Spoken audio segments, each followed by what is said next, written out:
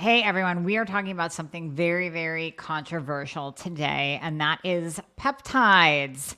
Many of you have been asking about me giving you more detailed information on peptides, and I will, I promise. I finally thought about it. I was going to do this just for patients only, and then I said, you know what, screw it. Peptides are amazing.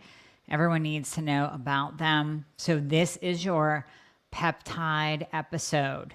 So I'm going to start with a disclaimer.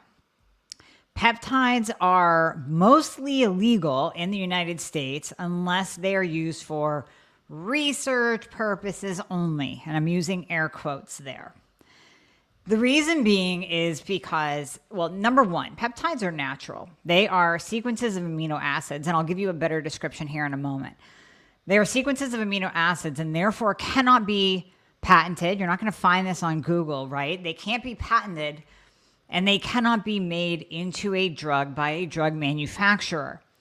Thus, something natural that actually might work can't be run through a drug company and charge $1 bajillion and then build your insurance for $1 million. And you see where I'm going. Let's follow the money trail in all things medical, right? So with peptides, they hold so much promise for so many different things, from fat loss to healing to immunity. And I will give you my personal experience with peptides as well at the end. So hang on for that little story of Wolverine healing that I did for myself. But let's start with what is a peptide. And when you're listening to this, please, another disclaimer, I have to put this in here. This is not intended to give you medical advice. This is not intended to tell you to go purchase peptides from a research facility. This is me giving you information. You take it in, you write it down, and you do with it what you will. Do not send me an email asking for dosing instructions or reconstitution instructions. This is strictly information only. Okay. What is a peptide? Many of you might have heard different interviews where practitioners talk about peptides. And you're like, what is this peptide thing? And they all have different names. You might have heard BPC 157, TB 500, thymosin alpha, ipamorelin. And you're going, what are all these crazy names? These are names of peptides. So a peptide is a biologically occurring chemical compound containing two or more amino acids connected to one another by peptide bonds. A peptide bond is a covalent bond. Remember back in, I'm bringing you back to high school, right? Covalent bond that is formed between two amino acids when a carboxyl group or a C terminus of one amino acid reacts with the amino acid group of N terminus of another amino acid in a condensation reaction. A molecule of water is released during the reaction. The resulting bond is a CONH bond and forms a peptide or an amide molecule. Likewise, peptide bonds are amide bonds. The word peptide itself comes from the Greek word meaning to digest. Peptides are an essential part of nature and biochemistry, and thousands of peptides occur naturally in the human body and in animals. Very important to note, peptides are naturally occurring. In addition, new peptides are being discovered and synthesized regularly in the lab as well. So we have natural occurring peptides and we have lab-based peptides. Peptides can be used for a variety of functions. So they can be used for immunity, like I said, increasing fat loss, increasing healing. So I know you guys want me to start with the fat loss part because that is the big one that you're all thinking of. So we are going to talk about that. When we're talking about peptides, first of all, they come in a powdered form. So whenever if you choose to order your own peptides from a research facility, then they're going to come in a powder form. Now, there are some compounding pharmacies that are out there that your doctor can, let me back up, that your very, very forward-thinking, functional or integrative doctor that knows a thing or two about peptides can prescribe for you, and you can actually get them from a compounding pharmacy. So there are still some peptides out there for use that can be prescribed, and they can be shipped to you from a compounding pharmacy. I have multiple patients on kisspeptin, that is a peptide for fertility. Some are on BPC-157, that's a peptide that we'll talk about for gut healing as well as body healing, healing from surgery, healing from injuries or wounds. Those can still be prescribed. So you can actually have your choice of trying to find a doctor that prescribes them and then getting them from a compounding pharmacy via prescription, or you can order them yourself from a research-based facility. Now, when you're ordering them, again, from a research-based facility, and I keep backing up because I want you guys to know the groundwork here.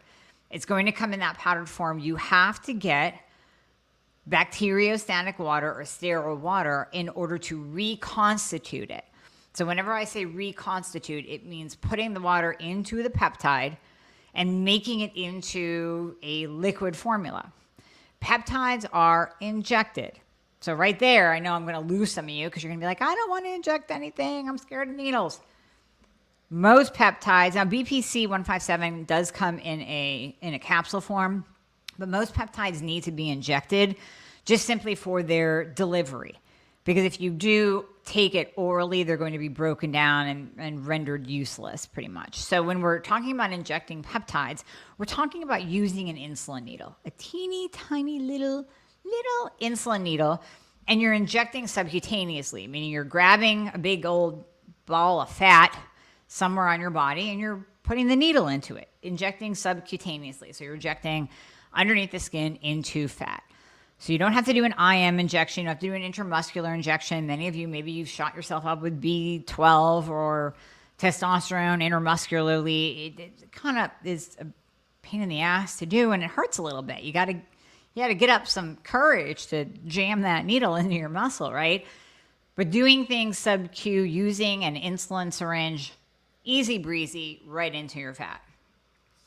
So when we're talking about peptides for fat loss, most of the time we are talking about peptides that will increase growth hormone. And growth hormone is, as we've talked about in previous episodes, as it relates to my supplement, the Hormone Fixer, that increases your growth hormone naturally. Growth hormone is your anti-aging hormone. Growth hormone levels decline as we age in everybody. After the age of 30, your growth hormone is starting to come down the other side. It's tanking. So growth hormone levels decline as we age. And growth hormone is our anti-aging hormone. If we remember back in the day with Suzanne Summers, her original books from like 2005 talked about growth hormone and how that is the anti-aging hormone. It's good for fat loss, keeping your muscle, keeping your skin plump, collagen and elastin formation. All of that depends on growth hormone. And peptides that increase fat loss and well-being are usually tied to increasing your growth hormone. So there's one peptide in particular called ipamorelin.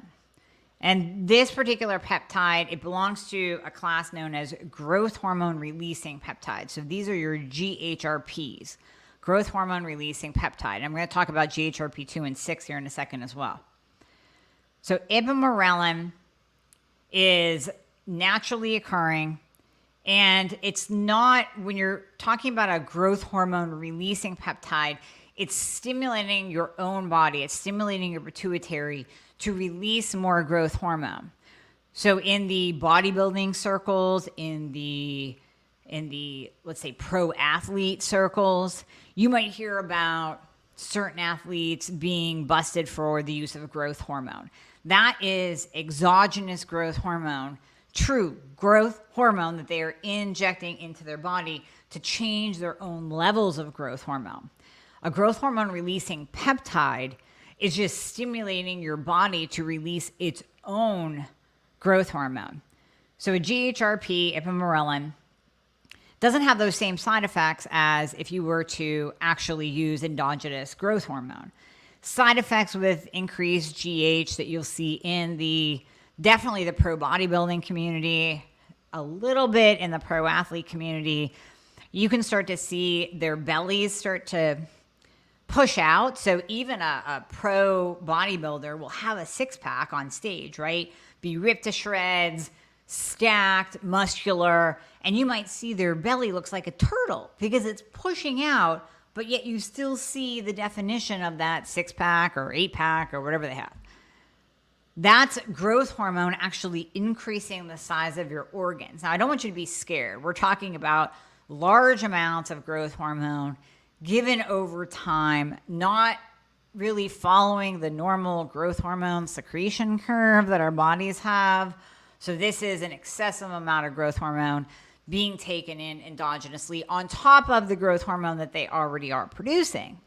So, normally these are guys in their like 20s, 30s, 40s, still kind of young. Yes, growth hormone declines after the age of 30, but it's not the same side effects as using like an endogenous growth hormone. So with a GHRP, growth hormone releasing peptide, you're stimulating your own release of growth hormone.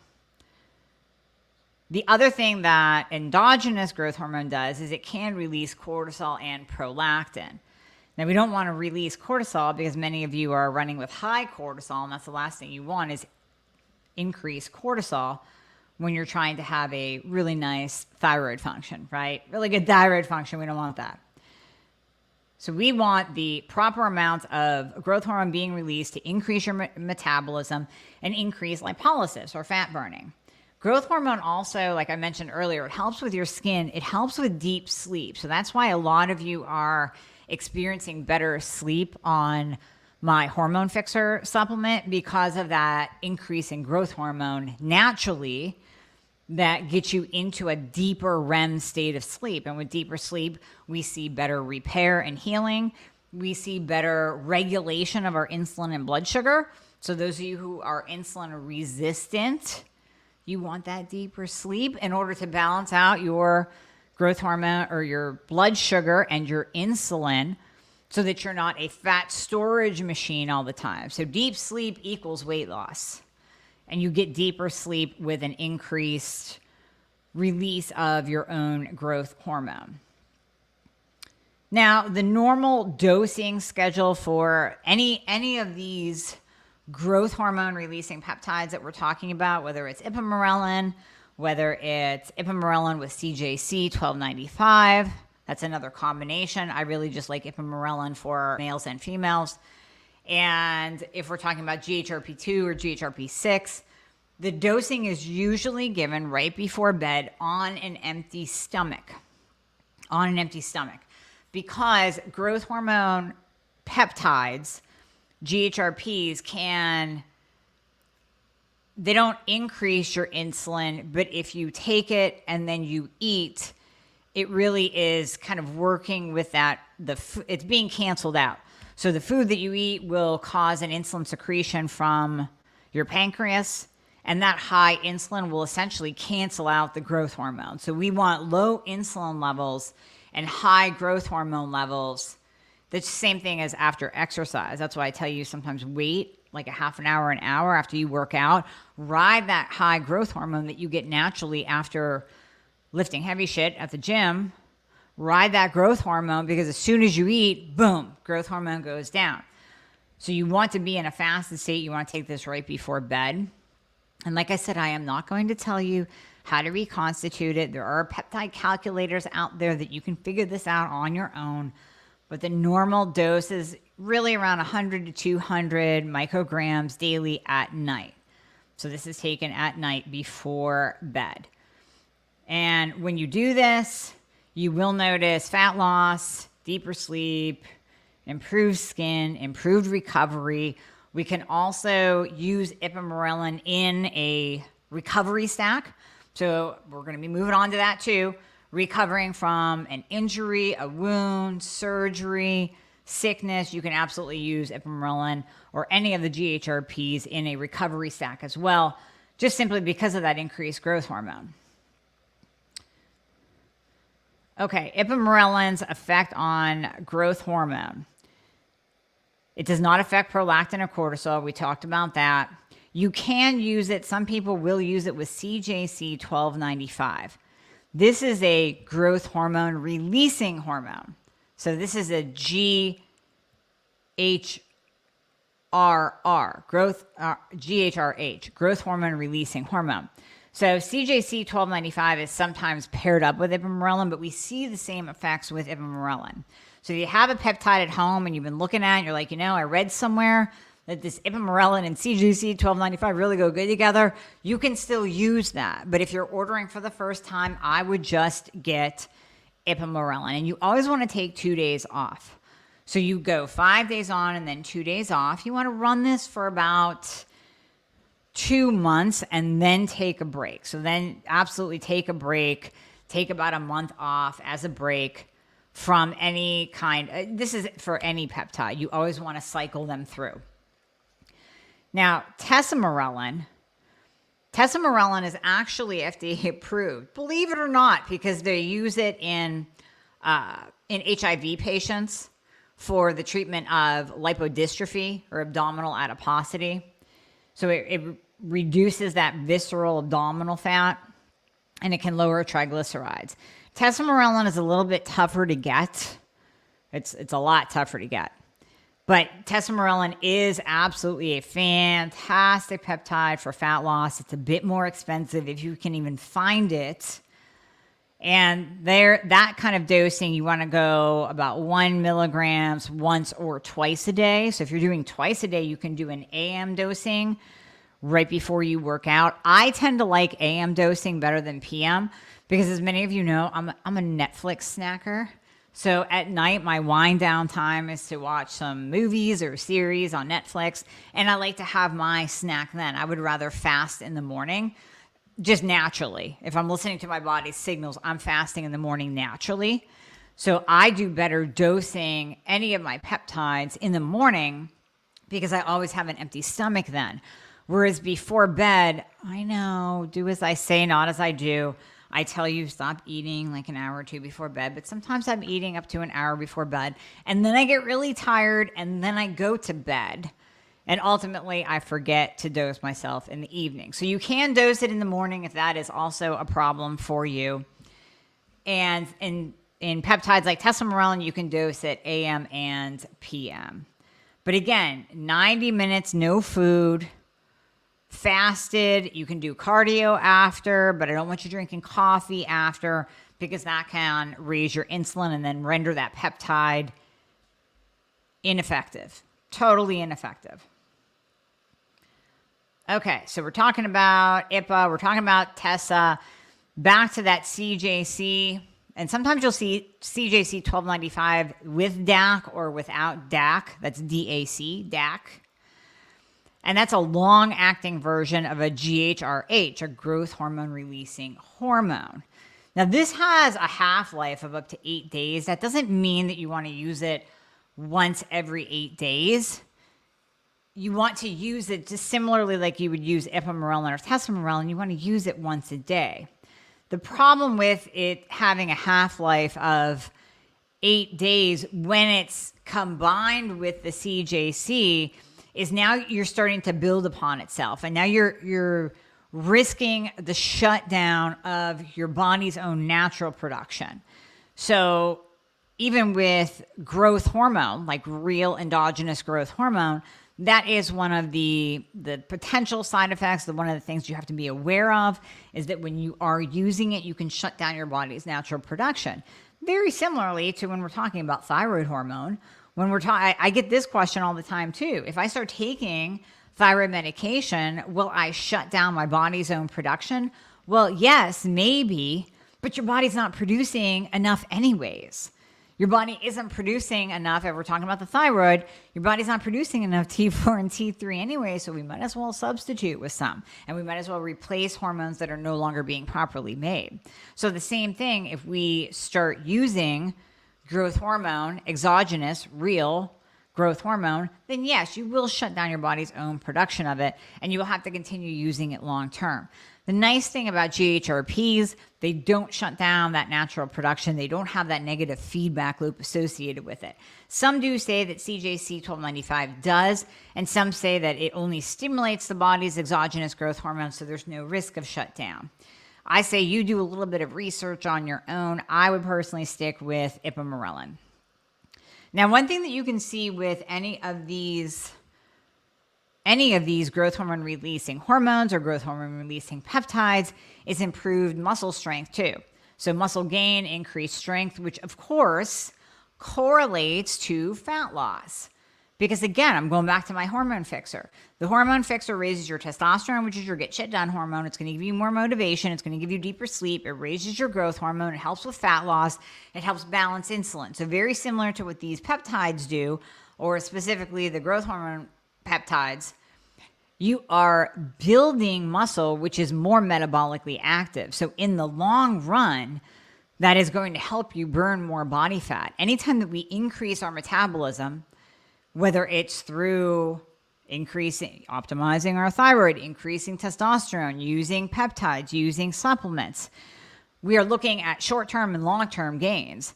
The short term is improved fat loss. So this is actually stimulating your body's growth hormone to improve the use of fat for fuel.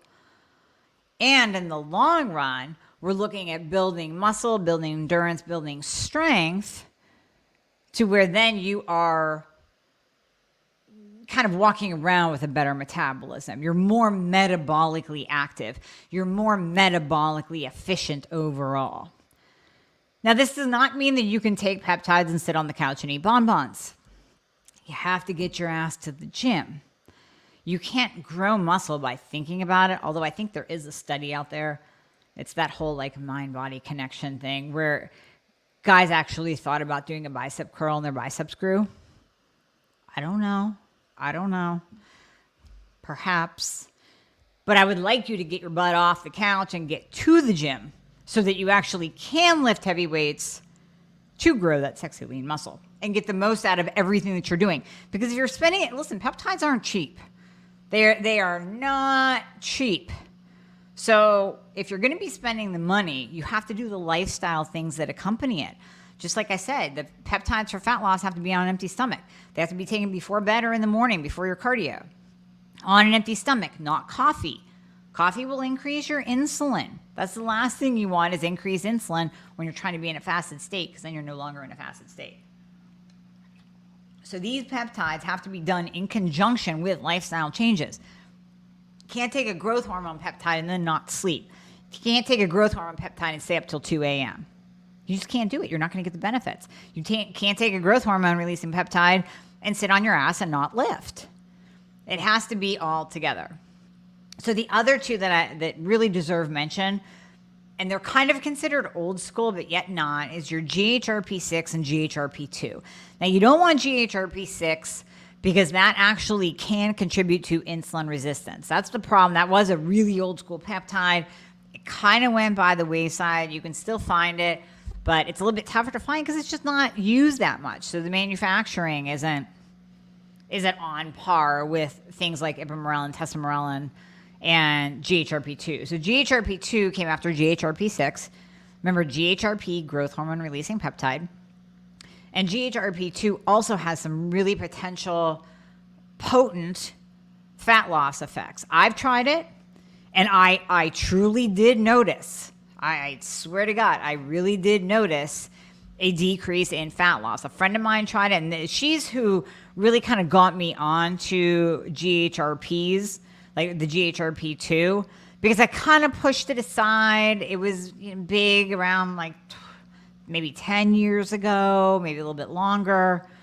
And the GHRPs, when they were around back then, they were okay. You started hearing about the insulin resistant piece, which then you're like, well, then I'm negating the whole effect. I'm using this for fat loss, but it's causing insulin resistance. What gives? So it kind of got pushed to the wayside. Well, a friend of mine who I have known her, oh my God, 25 years now, maybe longer. And she has always struggled with weight in her lower body, in her hips, butt, thighs. Teeny tiny little waist, absolutely gorgeous woman. But she's always, just like we are women, we are subconscious of certain areas of our body. So she was really subconscious about this particular area of her body, tried a variety of different things. We got her thyroid optimized, got her all on track. And she texts me, she's like, for the first time in how many years, I am actually down to my fighting weight. And it's all since I started GHRP2. And this was even over, was it Halloween? Even over Halloween, there's some Halloween candy. She still lost weight and noticed a large amount of fat reduction. So pretty potent, pretty cool. So you got the GHRPs, you got the ipamorelin, you have the CJC 1295 we talked about, tesamorelin, that's a little bit harder to find. And then we have MOTS-C. So MOTS-C is mitochondrial-derived peptide. And this actually promotes metabolic homeostasis while reducing obesity and insulin resistance. Now, I have not tried MOTS-C. I've tried IPA, I've tried CJC, I've tried IPA and CJC. I have not tried tesamorelin. I have tried GHRP2, and way back in the day, tried GHRP6. And I have used growth hormone exogenously too, especially back when I was competing for a short amount of time. And I have not, all of those I can tell you my real world experience with. But with the MOTS-C, I don't know. But I can give you the information because it looks really, really beneficial and really promising. Its primary target organ is on the skeletal muscle. And its cellular action inhibits the folate cycle, leading to AMPK, which is activated protein kinase, the AMPK that's in your mitochondria. It leads to activation of the AMPK pathway. And that enhances fat burning, promotes longevity. This is a little bit newer. It's a little bit newer. It upregulates mitochondrial function at the cellular level, provides more energy, fat loss, and improves insulin sensitivity. The daily dosing with that is, it ranges widely when it comes to this. So I would say you try it in the morning because since you get that energy boost, and again, I keep comparing it back to my hormone fixer, but very similar since it's improving sleep, but yet it is because hormone fixer has an action on the mitochondria too with the long jackfruit in it. The Tonkat Ali actually improves mitochondrial function. So with that, we are seeing some people taking it in the evening and getting kind of like a second win. You get this little burst of energy. Well, very same with MOTS-C. You want to be careful about taking it too late in the day because it could give you a little bit of a kick in the ass, a little boost. So I would recommend taking it in the morning. And the range, again, this is going to require a little bit of research on your part. But the range can go anywhere between 2 milligrams every 3 days, 10 milligrams once a week. So you really have to kind of do some research on this. And MOTS-C is actually talked about by Ben Greenfield in his new book, Boundless. So you might want to look that up. Check out Ben Greenfield because he does talk a lot about peptides. He has a great article on BPC 157 as well. That's what we're going to get into next. Peptides for healing. So if you are injured, if you have a surgery, if you pull a muscle, if you have a kick-ass workout at the gym and you feel like, oh my God, there's no way in hell I'm going to recover from this, then we have peptides for healing. Now, there is something, I got this from Jay Campbell, called the Wolverine stack. That is what I did after surgery to speed heal. And I must say, I do believe it improved my healing tenfold. I truly, truly believe that. I would recommend using peptides for healing post-surgery 10 times over. So one of the very first peptides that I implemented post-surgery, but that I have had on hand even for minor injuries is, and when I had the big C last August, BPC 157 for healing, TB 500 that we're going to talk about, and thymosin alpha, huge immune booster, thymosin alpha, TA. So yes, I added BPC all the way back then when I had the big C, and then I reintroduced it post-surgery. So BPC 157, like I said, Ben Greenfield has an amazing large article on this, composed of 15 amino acids. It's a partial sequence of body protection compound, BPC. That's what it stands for, body protective compound. that is discovered in and isolated from human gastric juice. So BPC also works on gut healing. So it's been demonstrated it accelerates the healing of wounds, tendon to bone healing, damaged ligaments, damaged muscle, muscle sprains, tears, skin burns, because it increases blood flow to damaged tissues. And it also works on the gut at actually promoting gut healing, which BPC 157 is one of the only peptides that comes in capsulated form that you don't have to inject. Although I will say the injections are a little bit more potent. BPC does come in encapsulated form, so you can take it orally for some gut healing. BPC 157, it enhances your own healing processes. So it increases blood flow to damaged tissues. It helps to create new blood vessels. And it increases VEGF, which is your body's natural healing factor. So when we increase VEGF and we increase blood flow, we get extra healing. I added this in when I had the big C because it also reduces those cytokines, that cytokine storm that we kept hearing about, inflammation. It calms that down, and I took it after the big C to prevent that long effect. I can't even say the word because I don't want to get flagged. That long effect of that inflammatory cytokine storm. So I took that during my healing process from the big C as well.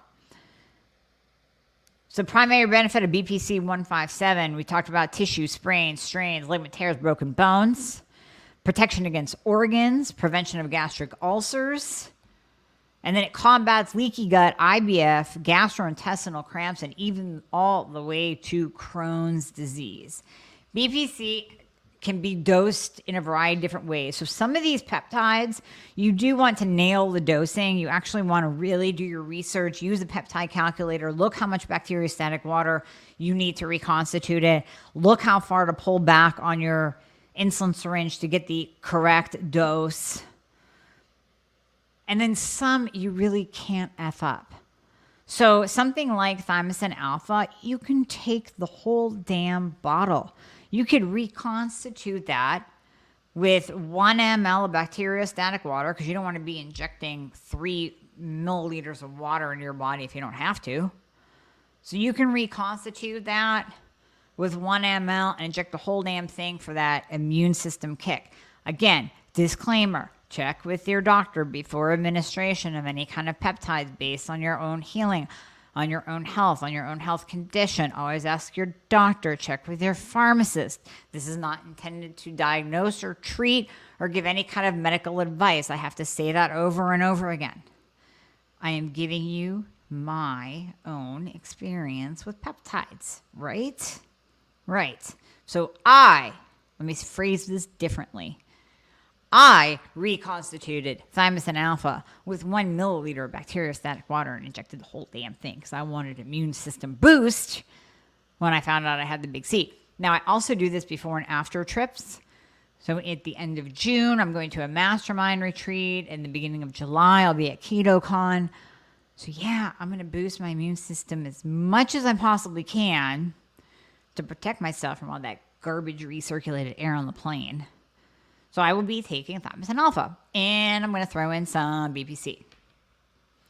So BPC, amazing for wound healing and all things healing. So this is, I'm just going to read you the short list.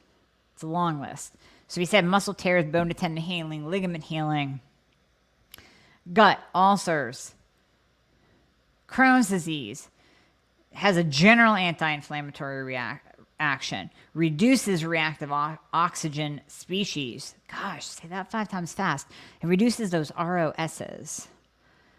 Improves fibroblast migration, improves angiogenesis. It's cytoprotective. It upregulates VEGF, increases expression of GH receptors, that's growth hormone, Release of nitric oxide, which is also very healing. Just absolutely, absolutely amazing. Absolutely amazing. So that is definitely in my list of things to use to recover from anything or any kind of anti-inflammatory effect you need on the body.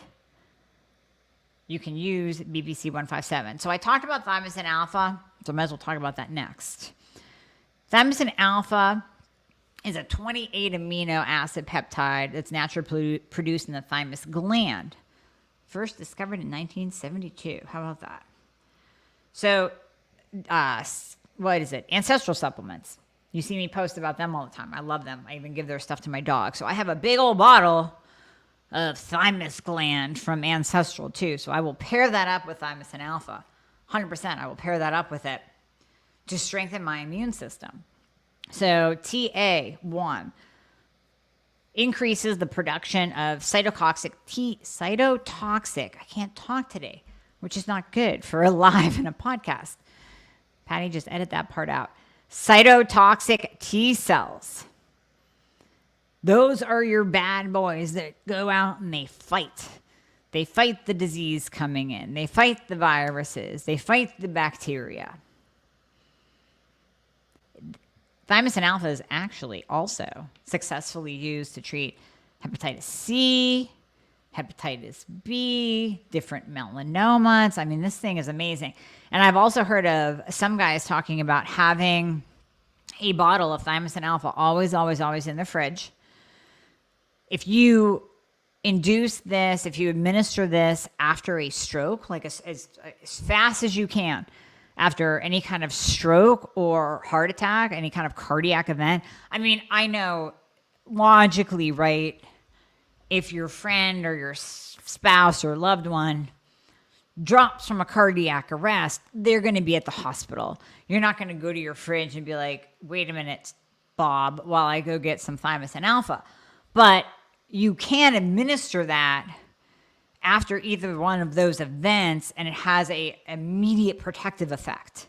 I would have to find that paper. This was a while ago that I heard that, and it's stuck in my head to actually say, you know what, I always have to have a bottle of thymosin alpha on hand, because years ago, my dad did have a cardiac arrest right in front of me. He was on his first round of chemotherapy, and his tumor broke down so fast after that first administration of chemotherapy that he actually had a toxic reaction that stopped his heart.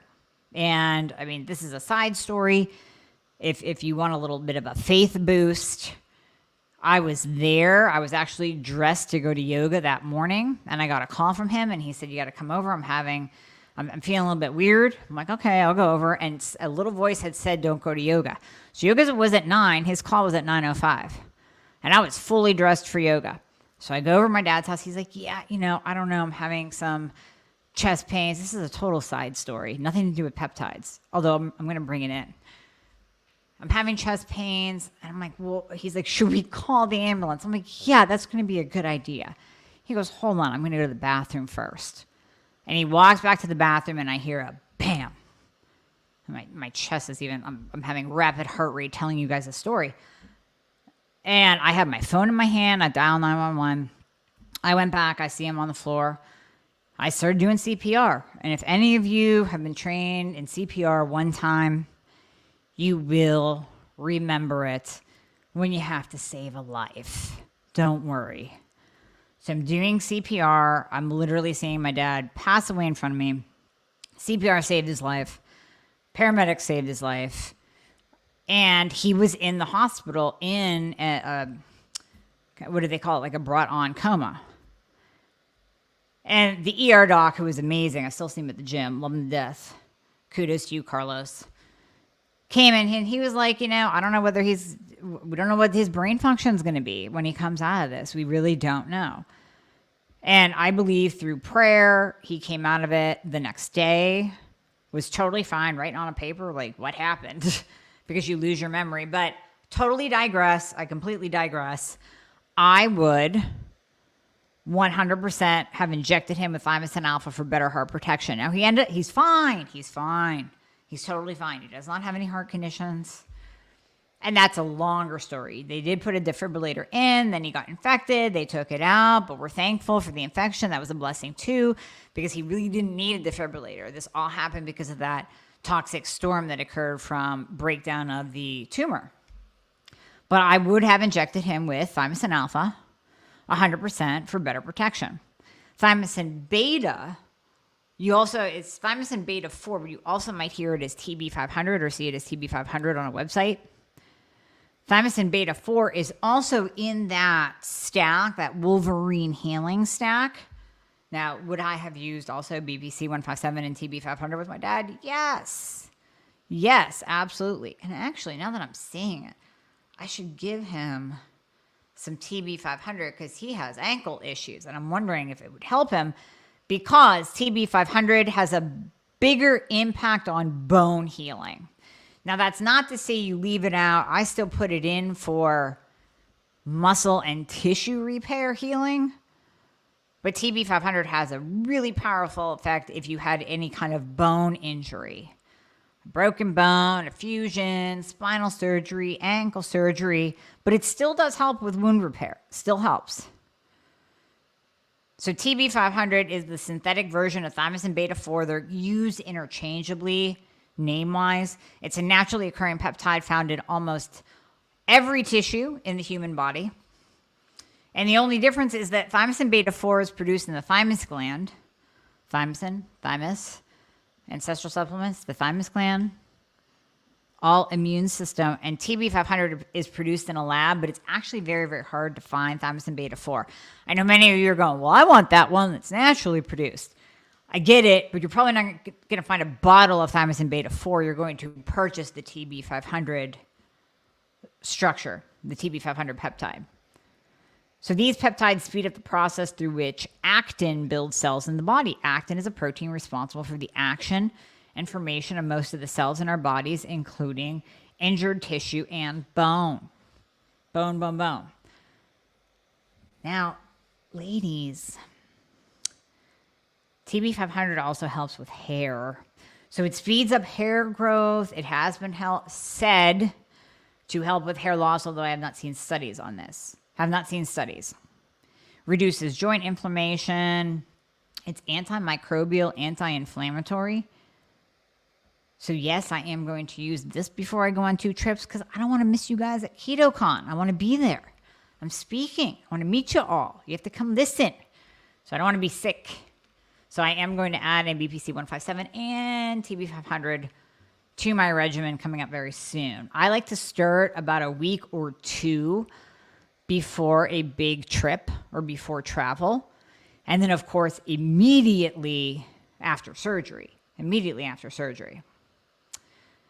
TB500 has also been used in patients with TBIs and strokes. So I talked about thymosin alpha for a stroke, post-stroke. TBIs has a neurological effect, which I think is absolutely amazing. And here's the other thing with peptides, and I started talking about this in the beginning about the FDA wants to get their hands in it, mess things up, shoot things down, make things illegal. Really, you want to protect us and make things illegal that harm us, that we know do harm? You should have been working about 2 years ago and starting then. Not picking on peptides that can actually do a great job. I believe that if allowed, peptides would be the next wave in medicine because they have these healing effects, but they're naturally occurring. So you can't make it into a drug. You just can't. So with thymosin beta 4, higher doses, again, they're tolerable.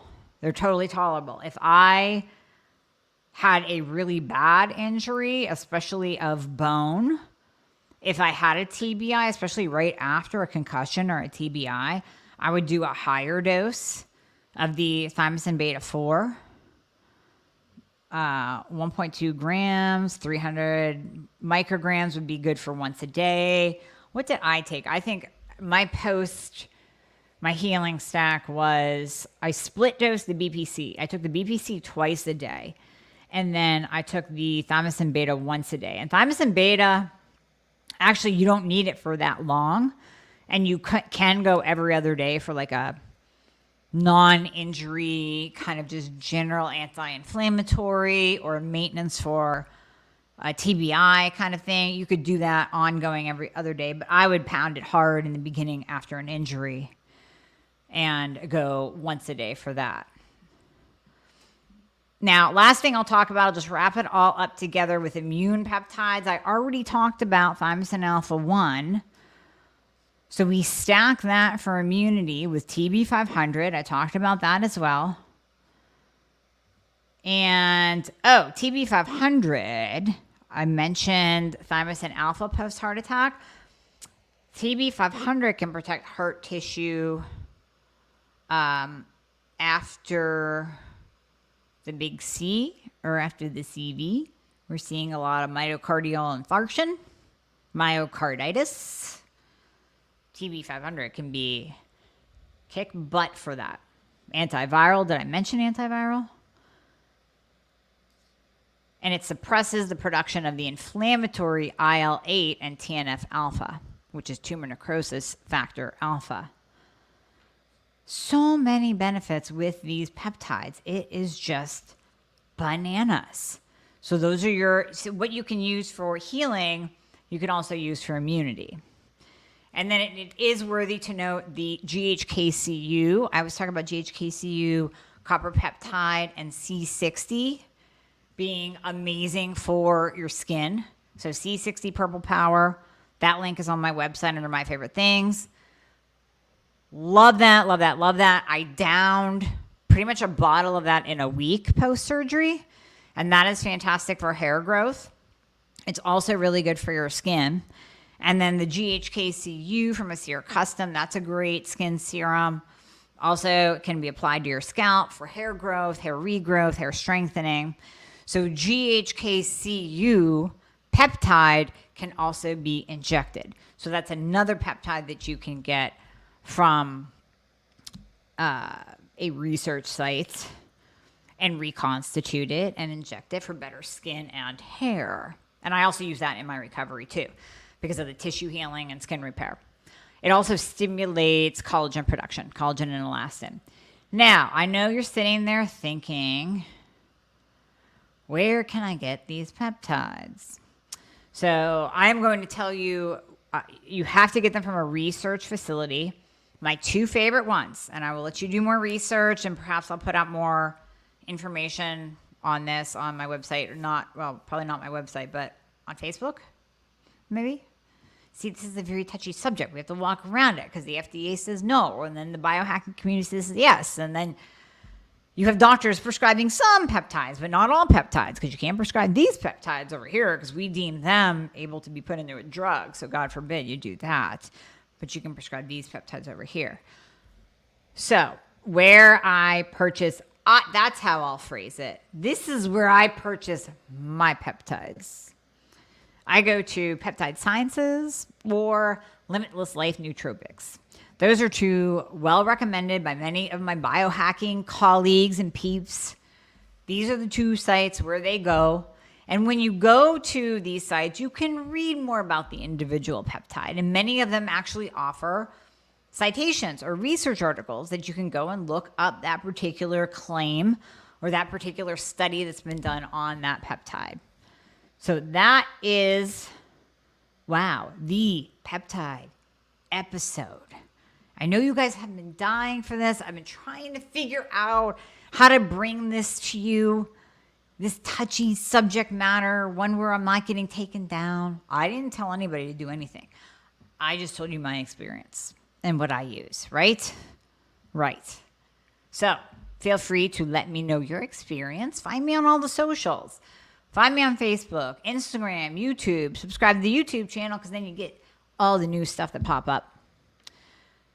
Tell me how you do. Let me know your experience with peptides. And we'll take it from there. Maybe we'll do an all of that peptide part 2. Deep dive.